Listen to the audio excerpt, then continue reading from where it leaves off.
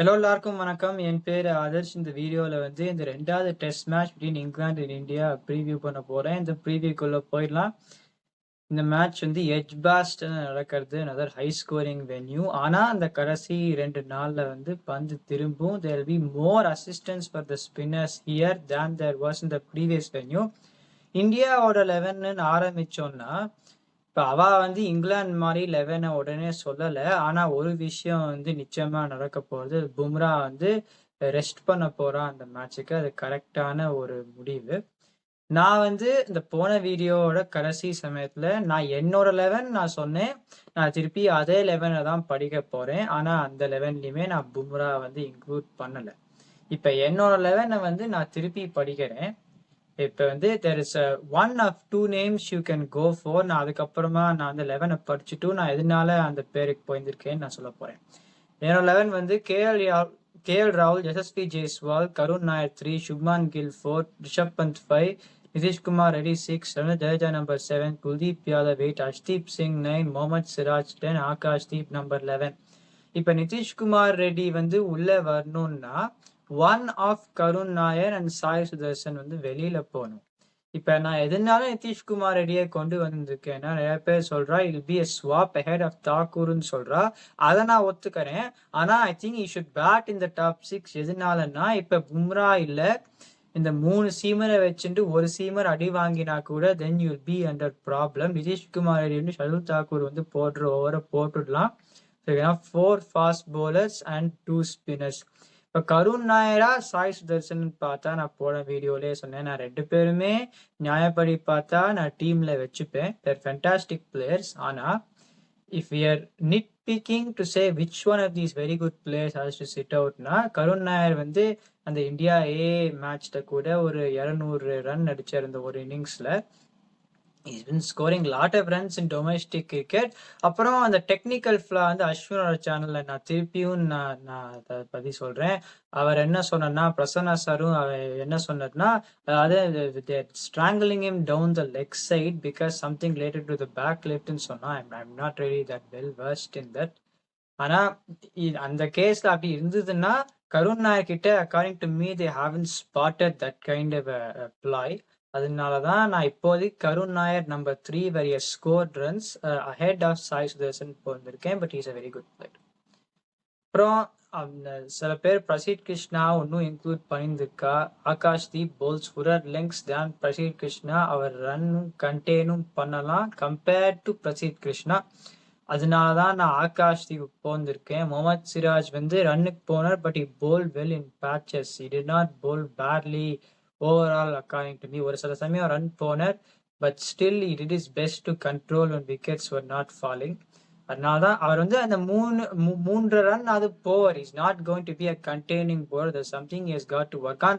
அதாவது ஒரு பும்ரா மாதிரி யாரெல்லாம் சரியா போட்டாலே ரன் கண்டெயின் பண்ணுவார். சிராஜ் சரியா போட்டுட்டு தென் he offers some kind of a loose balls. Skill லெவல்ல பிரச்சனை இல்லை. நான் நிறைய தடவை நான் சொல்லியிருக்கேன், the mental conditioning has to be something which has to be worked on for Siraj. ஆனா இந்த டெக்னிக்கல் ஃபிளாயை யாரும் சொல்ல மாட்டேங்கிறாஜ், இதுல கண்டிப்பா சொல்ல மாட்டா. குல்தீப் யாதவ் விளையாடணும். ஆனால் அந்த கடைசி 2 நாள் திரும்பவும் அவரும் ஜடேஜாவும் போட்டான்னா they will be very effective in the last while on the surfaces. அப்படிதான் பண்ணணும்.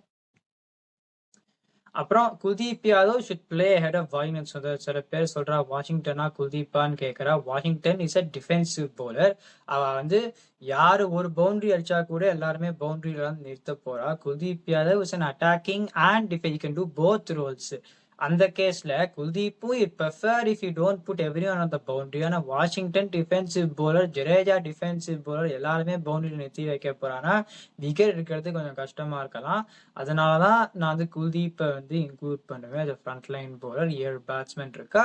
அந்த கடைசி குல்தீப் கொஞ்சம் ஒரு எண்டு நிக்கலாம் பேட்டிங். ஹர்ஷ்தீப் சிங் கொஞ்சம் பேட்டிங் விளையாடலாம். ஆகாஷ்தீப்பும் ரொம்ப ஜாஸ்தியா போனா கொஞ்சம் பேட்டிங் விளையாடலாம். ஸோ I think இந்த டெம்ப்ளேட்டோட தான் போகணும். there is not much else to say about India in this case. Bumrah விளையாடாதது ஒரு கரெக்டான முடிவு தான். The only thing is defensive tactics in the field தான். And they have to make sure they do not exhibit that. அப்புறம் bowling இன்னும் கொஞ்சம் சரியா போடணும். ஹர்ஷ்தீப் சிங் உள்ள வந்ததுனால, ஆகாஷ் தீப் உள்ள வந்ததுனால I think that will improve. ஃபீல்டிங்லாம் இட் கோஸ் விதவுட் சேயிங். எனக்கு என்னமோ I think they will improve from that. So அதுதான். இப்போ இங்கிலாண்டோட 11 வந்து நான் சொன்ன மாதிரி அவ வந்து ஒரு மாற்றமே பண்ணலை. ஏன்னா ஒரு மாற்றம் பண்ண முடியாது. ஆலி போப் ரன் அடிச்சுட்டு ஜேக்கப் இதில் கொண்டு வர முடியுமா? பண்ண முடியாது. ஜேமி ஓவர்டன் வந்து அவர் டெஸ்ட்லாம் எனக்கு பொறுத்த வரைக்கும் விளையாடவே முடியாது. ஆனால் ஸ்குவாட்ல வச்சுருந்துருக்கா. இப்போ வந்து Jofra Archer is back in the squad. நான் அப்பயே நினச்சேன். இப்போ ஐ திங்க் இந்த ஃபர்ஸ்ட் இன்னிங்ஸ் அந்த கவுண்டி மேட்ச் இப்போ 15 ஓவர்ஸ். இப்போ நான் வர்க்லோட பற்றி பேசினேன். ஒரு இன்னிங்ஸ்ல வந்து if you bowl a quarter of the overs bowled, அது ஒரு நிறையா ஒரு ஒர்க் லோடு. பும்ராக்கு நம்ம பார்த்தோம் 100 ஓவர்ல 25 ஓவர் போட்டார். இப்போ ஜோஃப்ரா ஆர்ச்சருக்கு வந்து ஒரு இன்னிங்ஸ்ல இந்தியா வந்து ஒரு 80 ஓவர் விளையாடிட்டானா அவரால் இல்லை ஒரு 100 ஓவர் விளையாடிட்டானா ஒரு 20 ஓவர் போட முடியுமாங்கிற ஒரு சந்தேகம் பட வேண்டிய விஷயம் given the situation. So I am not surprise that is not playing.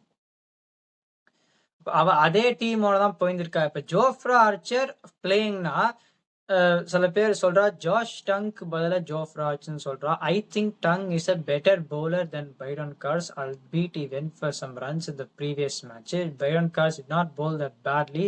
Who is a better bowler ன்னு பார்ப்பேன். If I'm backing Josh Tongue to bowl well, Jofra Archer, Chris Woakes, Josh Tongue is a good pace attack. நான் முன்னாடியே சொன்னேன் ஷோயப் பஷீருக்கு பதிலாக நான் Tom ஹார்ட்லியோ Liam டாஸ்னோ எடுத்து வந்திருப்பேன். Better batsman and bowler then Shoaib Bashir. ஆனால் அவரை தான் எடுத்துருந்துருக்கா. இந்தியா கிட்டலாம் அந்த திரும்புகிற சுச்சுவேஷன்லேயே Shoaib Bashir in my view will not be able to trouble India. So வந்து அது வந்து ஒரு அட்வான்டேஜாக அமையும் according to me for India. இப்போ பிளேயிங் 11 என்ன சொல்கிறது கம்பேரிசன்னு பார்க்கலாம். இப்போ டாப் 4 இந்தியாவுக்கு கேஎல் ராகுல், Yashasvi Jaiswal, Karun Nair, Shubman Gill compared with Zak Crawley, Ben Duckett, Ollie Pope and Joe Root. Opening partnership வந்து okay Ben Duckett has been in very good form. ஆனாலும் அபிலிட்டி வென் யூ கம்பேர்ன்னு பார்த்தோம்னா நான் எது இருந்தாலும் நான் வந்து கேஎல் ராகுல் ஜெய்ஸ்வாலுக்கு தான் நான் எட்ஜு கொடுப்பேன். ஆல்தோ த அதர் 2 போன மேட்ச் நல்லா விளையாடலாம். Karun Nair versus Ollie Pope number 3. இன்னுமே நான் சொல்றேன் I think Karun Nair is more reliable player as of now. கருண் நாயருக்கு தான் நான் போவேன். Joe Root versus Shubman Gill தான் ஜோ ரூட். ஆனால் சுப்மான் கில்லும் போன வருஷம் நல்லா அடிச்சுட்டார்.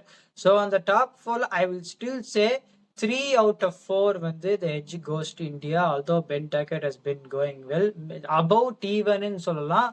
ஆனாலும் I think at least 3 of the top 4 for India outweigh the ones that England have got.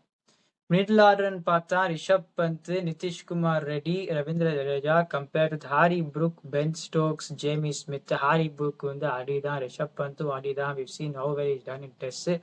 Ben Stokes வந்து நான் சொன்ன மாதிரி இந்த சீரீஸ்லேயே ஒரு 250 ஸ்கோர் ஒரு டிஃபைனிங் நாக் பண்ணி விளையாடுவார். அந்த எந்த இன்னிங்ஸை விளையாடுவார்னு எனக்கு தெரியும். நிதிஷ்குமார் ரெட்டி வந்து ஐசா அந்த India match he was playing well. Jadejaவும் is good. Jamie Smith is also போன மேட்ச் ரன்னா விளையாடினார். So there is not too much of an edge there according to me. இப்போ பவுலிங், இப்போ இங்கிலாந்துக்கு வந்து ஜோஃப்ரா ஆர்ச்சர் இல்லாததுனால இப்போ வந்து Chris Woakes, Josh Tongue, Brydon Carse is a decent attack. இப்போ ஜாஷ் டங் திருப்பி சரியா போடலைன்னா கொஞ்சம் மாட்டிக்கலாம். ஏன்னா பிச்சு திரும்ப ஆரம்பிச்ச உடனே Brydon Carse can be ineffective, Josh Tongue can also be ineffective.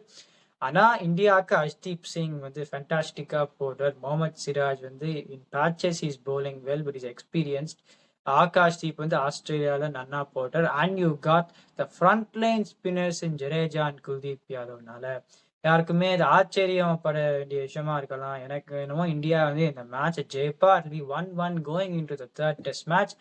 என்ன நடக்கிறதுன்னு பார்க்கலாம். அந்த வீடியோ என்ஜாய் பண்ணிங்கன்னா லைக் பண்ணுங்க, சப்ஸ்கிரைப் பண்ணுங்க. My opinion.